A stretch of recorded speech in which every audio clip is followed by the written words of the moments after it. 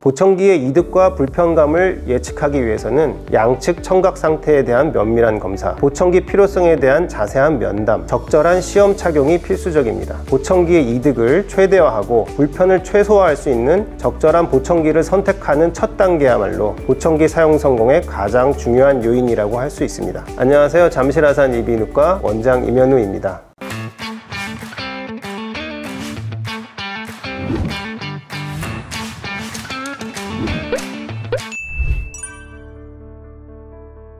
난청이란 청각 기능의 저하로 인해 소리를 잘 듣지 못하는 것을 말합니다.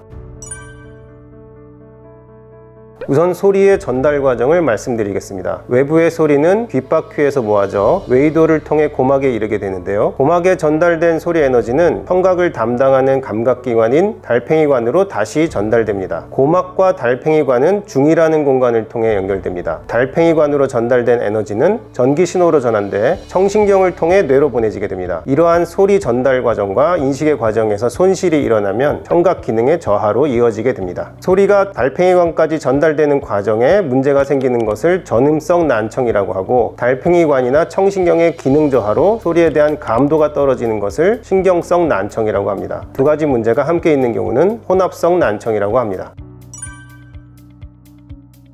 급성으로 갑자기 청력이 떨어지게 된 경우는 모두 치료의 대상이 됩니다. 귀에 염증이 발생하거나 귀 안에 이물질로 막히거나 귀를 다쳐서 고막이 파열되거나, 이러한 경우 소리 전달 과정에 영향을 줘서 급성 난청이 생기는데요. 이런 경우는 모두 완치가 가능합니다. 갑자기 신경 기능이 떨어지는 돌발성 난청의 경우는 완치가 불가능한 경우가 많습니다. 한 달 정도의 기간 내에 회복돼야 청각을 보존할 수 있는데 집중적인 치료에도 불구하고 완치가 안 되는 경우가 많습니다. 이렇게 급성으로 생긴 난청이 아니라 난청이 계속 지속되는 상태이거나 점차 청각 기능이 떨어지는 경우는 원인을 자세히 살펴봐야 합니다. 원인에 따라서 완치가 가능한 경우도 있습니다. 청각의 회복이 불가능한 경우라면 떨어진 청각 기능을 최대한 잘 활용할 수 있는 재활 개념의 치료가 필요합니다.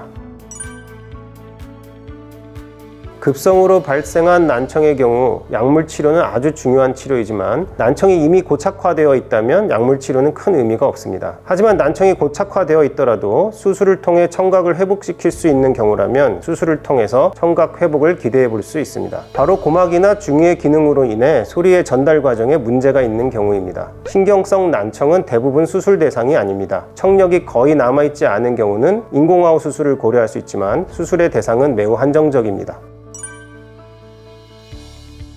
청각 기능이 떨어져서 일상생활에 불편을 느낀다면 일단 보청기의 대상이 된다고 할 수 있습니다. 치료를 통해 청각 기능의 회복을 기대할 수 없다면 보청기 말고는 대안이 없습니다. 청각이 어느 정도 떨어져 있어야 보청기의 대상이 되는지, 얼만큼 불편을 느껴야 보청기를 찾게 되는지는 일률적으로 얘기하기가 어렵습니다. 통상적으로는 청각 기능 감퇴의 정도가 양측 중등도 이상의 감퇴일 때 보청기가 필요한 상황이라고 봅니다. 경도 난청의 경우에는 청각이 약해져 있어서 덜 들리기는 하지만 그럭저럭 일상생활에 큰 문제를 일으키지 않고 불편한 정도에 머무르는 경우가 많습니다. 이런 경우는 보청기에 대한 요구도가 낮고 보청기 사용에 따르는 이득이 크지 않습니다. 반대로 중등도 이상의 난청이라고 해서 모두 보청기를 필요로 하는 것은 아닙니다. 청각 감퇴에 따르는 불편의 정도가 개개인의 생활 환경과 주변 상황에 따라 다르기 때문인데요. 정상 청력인 다른 여러 가족과 지내면서 수시로 대화가 일어나는 환경과 주로 혼자 집에서 TV를 보며 지내면서 주변에 대화 상대가 없는 경우는 청각에 대한 요구도가 크게 다릅니다. 수시로 불편을 느끼는 환경인 경우에 보청기의 필요성이 더욱 높다고 할 수 있겠습니다. 보청기는 소리를 증폭시켜주는 도구입니다. 과거에는 단순히 소리를 크게 들려주는 기능밖에는 없었습니다. 현대의 보청기는 주변의 소리와 대화 소리를 개개인의 청력에 맞춰 가장 듣기 편한 소리로 변환시켜서 들려주는 기능을 갖추고 있습니다. 이를 통해 대화를 알아들을 수 있는 확률을 과거의 보청기와 비교해서 획기적으로 높일 수 있게 되었습니다. 보청기도 소프트웨어와 반도체를 이용한 전자제품이기 때문에 우리가 스마트폰의 경우에서 볼 수 있는 비약적인 기술 발전을 최근 10수년간 이루었습니다. 보청기의 핵심 기능은 대화의 성공률을 높여서 타인과의 의사소통을 강화시키는 것이라고 할 수 있습니다.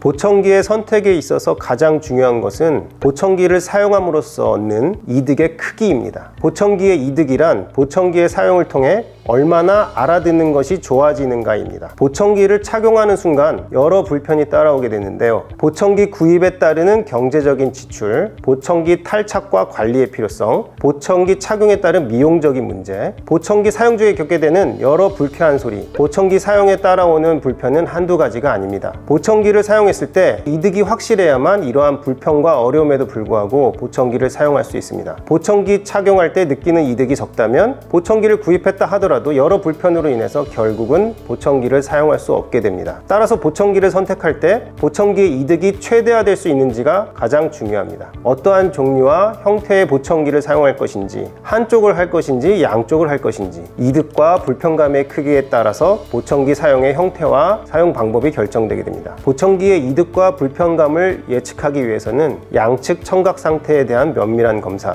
보청기 필요성에 대한 자세한 면담, 적절한 시험 착용이 필수적입니다. 보청기의 이득을 최대화하고 불편을 최소화할 수 있는 적절한 보청기를 선택하는 첫 단계야말로 보청기 사용 성공의 가장 중요한 요인이라고 할 수 있습니다.